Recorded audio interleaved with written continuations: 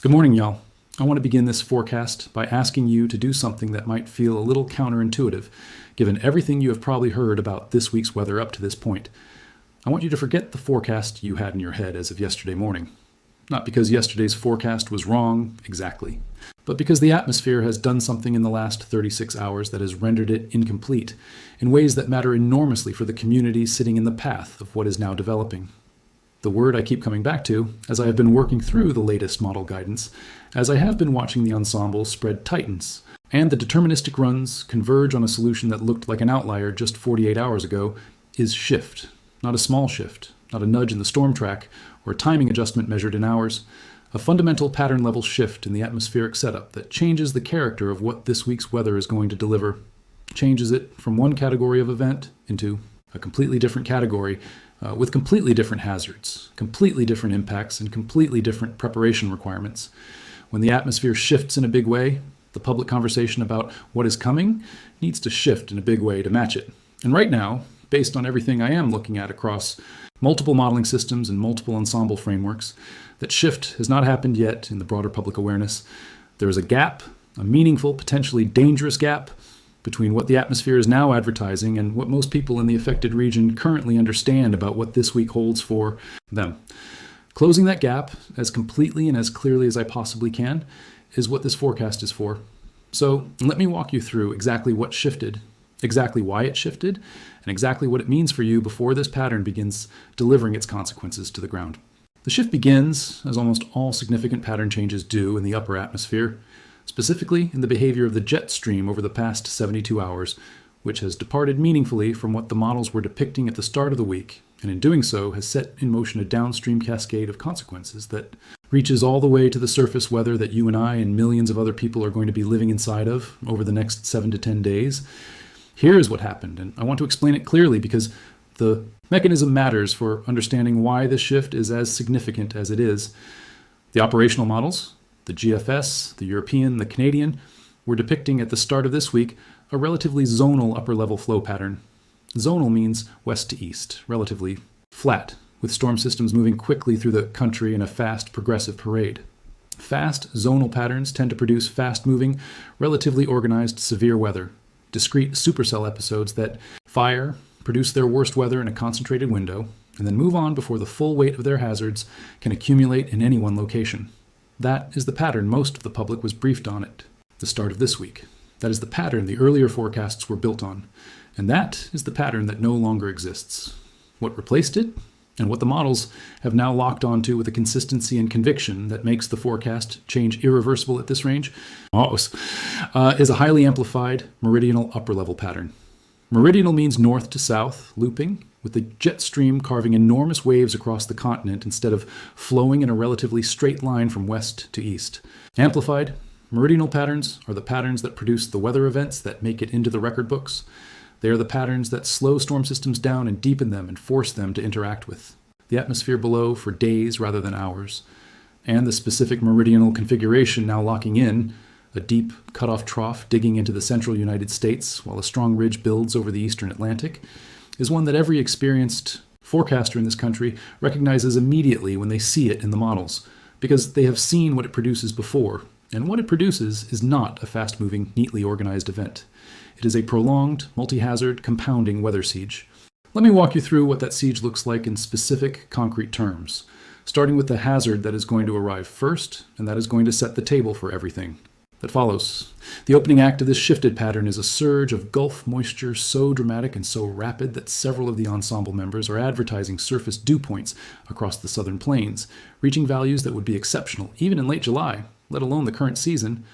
Dew points in the mid to upper 70s flooding northward through Texas, Oklahoma, and into southern Kansas ahead of the amplifying trough.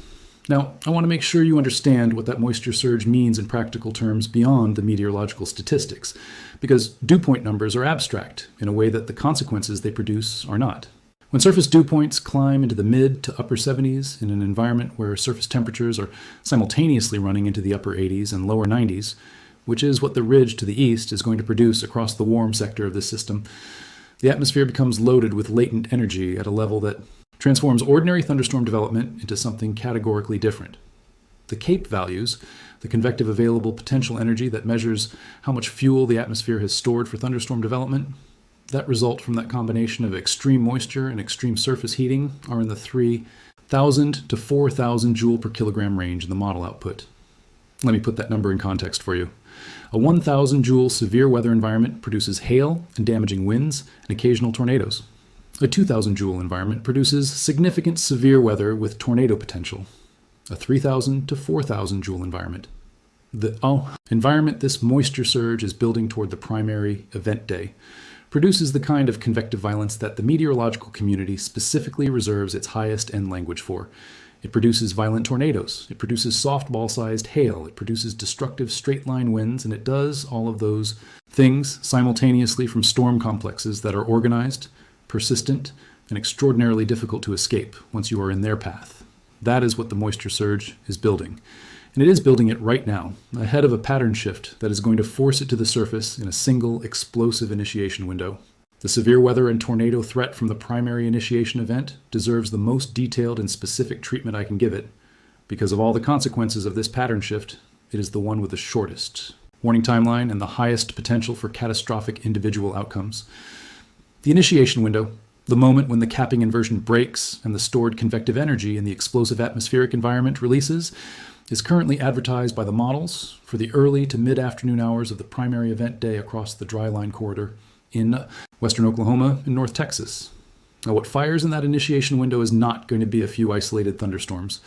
It is going to be a rapid, nearly simultaneous outbreak of discrete supercell thunderstorms along the dry line and outflow boundary complex, each one rotating from essentially the moment of initiation because the low-level wind shear in this environment is so extreme that supercell mesocyclones are going to organize within minutes rather than hours of storm development. The Storm Prediction Center's extended outlook products for this period are already reflecting the upgraded threat potential with language that specifically calls out the possibility of significant tornadoes, EF2 and above, across the primary corridor.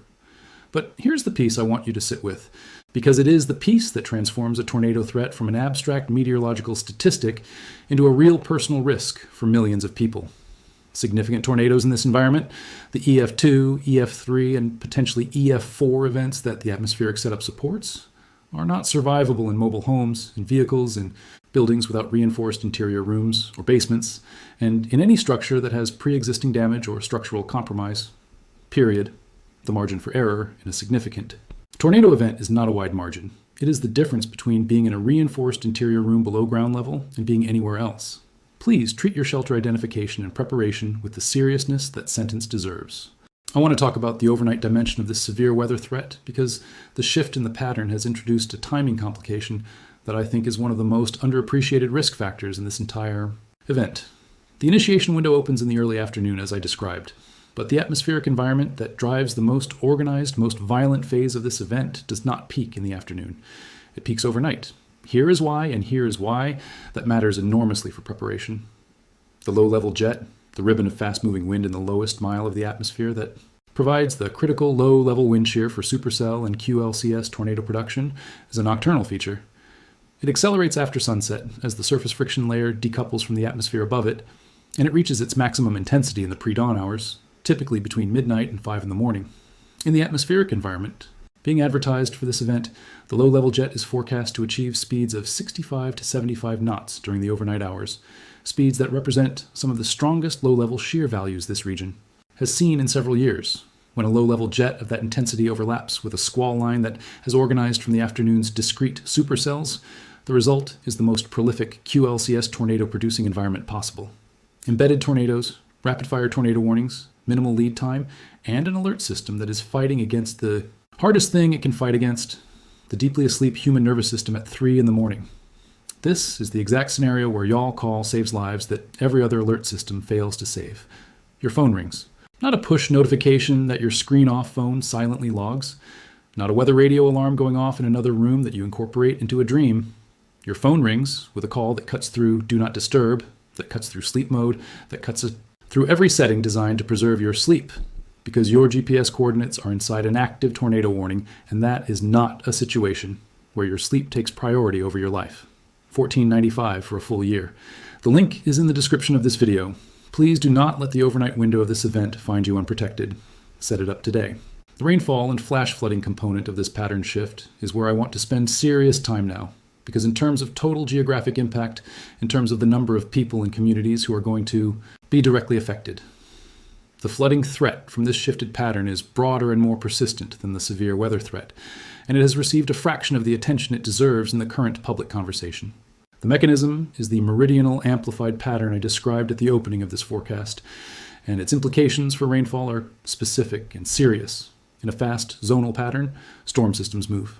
They deliver their rain and move on, and the totals in any one location reflect a few hours of heavy rainfall rather than the accumulated product of a system that is essentially stationary. In the amplified meridional pattern that has now locked in, the surface low associated with this event is forecast to slow dramatically as it approaches the Mississippi Valley, caught between the deep trough to its west and the blocking ridge to its east, and to essentially stall over the region for 48 to 72 hours as the large-scale pattern slowly evolves. A stalling surface low is a rainfall machine. It organizes convection in persistent bands that train over the same geographic areas, hour after hour, depositing rainfall totals that no drainage system, no matter how well designed, is built to handle. The ensemble rainfall guidance for the stalling phase of this event is showing a focused maximum of 6 to 10 inches across a corridor stretching from eastern Oklahoma through the Arkansas River Valley and into western Tennessee, with the most aggressive ensemble members advertising locally higher amounts of 10 to 14 inches in the most persistent training corridors. 14 inches of rainfall in 48 to 72 hours is not a flood watch. It is a flood emergency. It is the kind of rainfall total that produces the images of houses with only their roof lines visible above the water that become the defining photographs of a disaster event.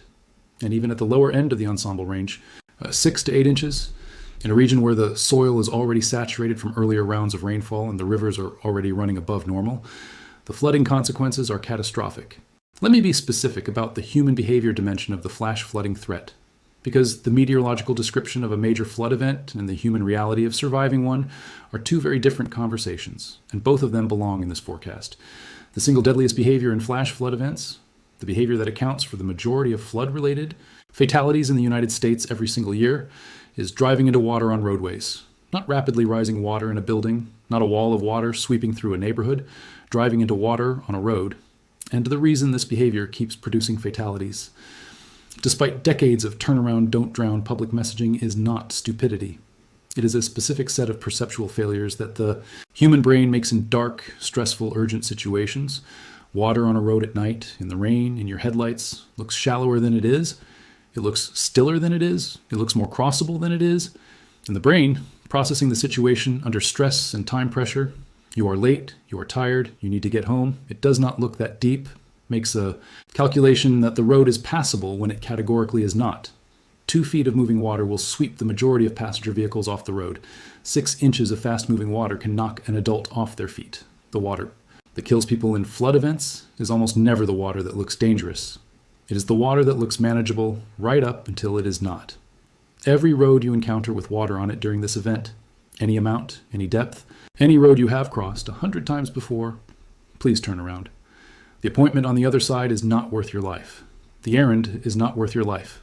Nothing on the other side of that water is worth your life. The infrastructure and community resilience dimension of this pattern shift deserves direct acknowledgement, because when a weather event of this magnitude and duration strikes a region, the impacts do not resolve when the rain stops or the tornado warnings expire. They compound. Power outages from the severe weather, which in the most aggressive squall line segments is forecast to produce straight-line wind gusts of 60 to 80 miles per hour across a swath stretching from Oklahoma through Tennessee, are going to affect hundreds of thousands of customers simultaneously. Utility restoration in a widespread, multi-state outage event is not a linear process. It is a triage process. Transmission infrastructure gets restored first.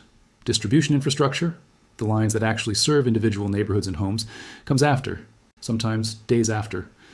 In the heat and humidity of the post-frontal air mass that follows this system, a multi-day power outage is a medical emergency for the elderly, for anyone on powered medical equipment, for families with infants, for dialysis patients, for anyone whose health depends on air conditioning in conditions where the heat index is running above 90 degrees.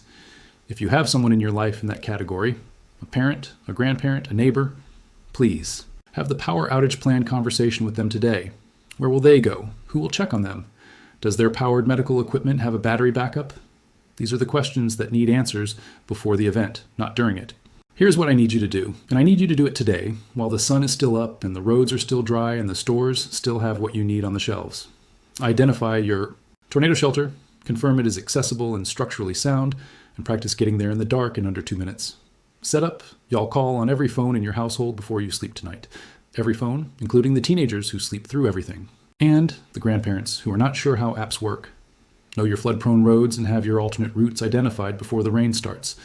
If you are near any river, creek, or drainage channel, know the elevation of your property relative to the floodplain, and know at what river stage your access roads go underwater. Your local National Weather Service office publishes river forecast points with stage information, and that information is your early warning system for the flooding phase of this event. Charge every device, fill every prescription, check in with your elderly and vulnerable neighbors, and please share this forecast with the people in your life who are still operating on the old benign version of this week's Outlook. Because the most dangerous gap right now is not a meteorological gap, it is a communication gap. The atmosphere has already shifted in a big way. The people in its path need to shift their preparation to match. I'm going to be live from the first supercell initiation all the way through the flood crest on the river systems as this pattern plays out. Subscribe to this channel, hit the notification bell, and I will see y'all in the live stream. I love every single one of you. The shift has happened. Now it is your turn to act on it. Stay safe out there.